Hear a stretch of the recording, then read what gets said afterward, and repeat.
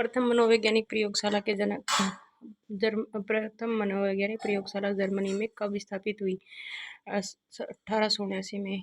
शिक्षा मनोविज्ञान वर्तमान में अपने किस स्वरूप में है? शैशवावस्था में। मनोविज्ञान का अध्ययन की जेनेटिक विधि को अन्य किस नाम से पुकारा जाता है? विकासात्मक विधि। ऑलपोर्ट के व्यक्तित्व सिद्धांत का उद्भव निम्नलिखित में से किसके पूर्वगामी के रूप में हुआ है? मानवतावादी दृष्टिकोण। बुद्धि के बहुकारक सिद्धांत के प्रतिपादक हैं थॉर्नडाइक। निम्नलिखित में से कौन सा कथन सत्य है? बुद्धि का लिंग के साथ संबंध नहीं। एक शिक्षिका का भावात्मक बुद्धि लब्धांक उच्च होता है, इसका तात्पर्य है वह संतुलित व्यवहार रखती है। क्रियात्मक अनुसंधान प्रत्यय का उत्पत्ति स्रोत होता है, उत्पत्ति स्रोत है। आधुनिक मानव व्यवस्था सिद्धांत। प्रतिभावान बालकों की पहचान करने के लिए हमें सबसे अधिक महत्व है वस्तुनिष्ठ परीक्षणों को परिणाम देना चाहिए। विद्यालय में विद्यार्थियों को कैसे अभिप्रेरित करना उचित है? सहस्वर अधिगम द्वारा। शारीरिक बुद्धि, शारीरिक वृद्धि और विकास को कहते हैं अभिवृद्धि। संकेत अधिगम के अंतर्गत सीखा जाता है पारंपरिक अनुकूलन। सीखी हुई बात को संस्मरण रखने या पुनः स्मरण करने की असफलता कहलाती है विस्मृति। मैस्लो के अभिप्रेरणा सिद्धांत को कहा जाता है आवश्यकता का सिद्धांत। बाह्य आभास के आधार पर व्यक्तित्व का वर्णन कहा जाता है सतही दृष्टिकोण। इनमें से किस घटक के प्रभाव से शैक्षिक पिछड़ापन उत्पन्न नहीं होगा? परिवार का पेशा। समान आयु वर्ग के संबंध अन्य सहपाठियों से जब किसी छात्र की तुलना की जाती है तो उसमें एक स्पष्ट शैक्षिक कमी दृष्टिगोचर होती है। ऐसे बच्चों को कहते हैं पिछड़ा बालक। जब मानव शरीर के एक भाग को दिए गए परीक्षण का अंतरण दूसरे भाग में हो जाता है तो इसे कहते हैं द्विपार्श्व अंतरण। विकास के परिणाम स्वरूप नवीन विशेषताएं, नवीन योग्यताएं प्रकट होती हैं। यह कथन किसने कहा? हरलोक ने। श्यामपट्ट को शिक्षण सामग्री के समूहन के अंतर्गत किया जाता है दृश्य साधन। असंगठित घर से आने वाला बच्चा सबसे अधिक कठिनाई का अनुभव करता है स्वतंत्र अध्ययन में। मूल प्रवृत्तियों को 14 प्रकार से किसने वर्गीकृत किया है? मैकडूगल ने। किस विद्यार्थियों के प्रत्यय विकास का निर्माण के लिए शिक्षक है? कि शिक्षक विधि सरल से जटिल की ओर होनी चाहिए। शिक्षार्थी को व्यापक अनुभव का अवसर प्रदान करना चाहिए। विद्यार्थी को निर्मित प्रत्ययों के अंतरण का अवसर देना चाहिए। कल्पना के विकास के लिए ज्ञानेंद्रियों को प्रशिक्षित करना चाहिए। कहानी सुनाना चाहिए। रचनात्मक प्रवृत्ति का विकास पर ध्यान देना चाहिए। थ्रस्टन तथा लिंकार्ट निम्न में से किसे मापन से संबंधित है? अभिवृत्ति। निम्नलिखित में से कौन सा लक्षण मापक का उपकरण के लिए सर्वाधिक वांछनीय है? विश्वसनीयता।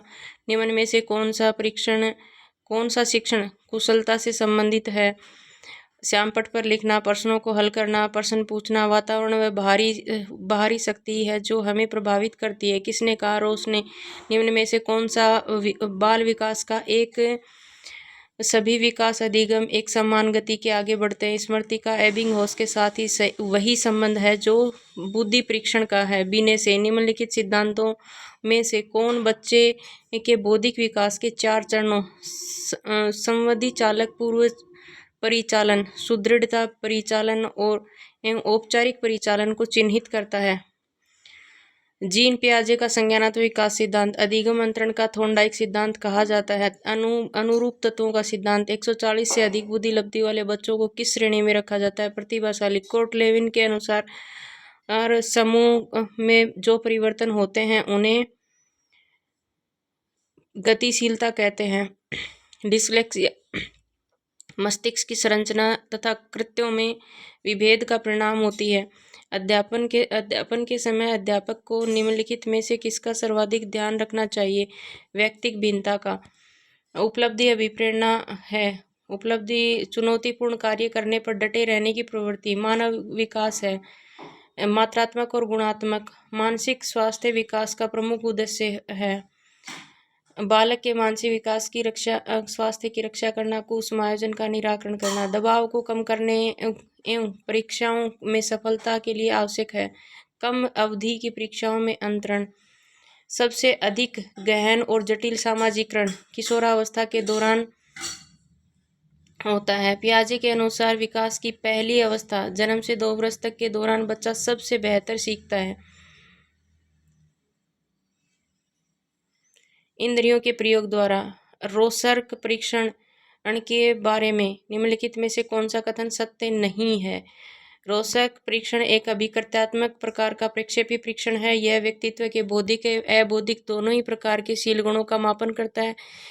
रोसक परीक्षण मूलभूत प्रयोजन व्यक्तित्व के अंतर्वस्तु जैसे प्रणोदन, आवश्यकता, स्वर कल्पना, कुंठाओं आदि को उजागर करता है। रोसक परीक्षण व्यक्तित्व के संपूर्ण रूप में नैदानिक जांच नहीं करता। कार्ल रोजर्स के अनुसार कुसमायोजन का आधार है वास्तविक स्वयं तथा आदर्श स्वयं के मध्य व्यक्तित्व के प्रारूप सिद्धांतों की सबसे पृथककारी विशिष्ट क्या है? शरीर विन्यास तथा स्वभाव से संबंधित। मूल्यांकन का उद्देश्य है पुष्टि पोषण प्रदान करना। किशोरावस्था में बच्चों के किस प्रकार की समस्या का सम्मान करते हैं? शारीरिक एवं मानसिक परिवर्तन के समायोजन करना। निम्नलिखित परीक्षा में विद्यार्थियों को किस प्रकार के प्रश्न पूछने चाहिए? समझ एवं अनुप्रयोग आधारित। प्राथमिक विद्यालयों के बालकों के लिए निम्न में से किसे बेहतर मानते हैं? स्वयं के द्वारा किया गया अनुभव। हस्तशिल्प की शिक्षा दी जानी चाहिए। मंदबुद्धि बालक को व्यक्तियों के में एक दूसरे से भिन्नता क्यों होती है? वंशानुक्रम, वातावरण के बीच अन्योन्य क्रिया के कारण।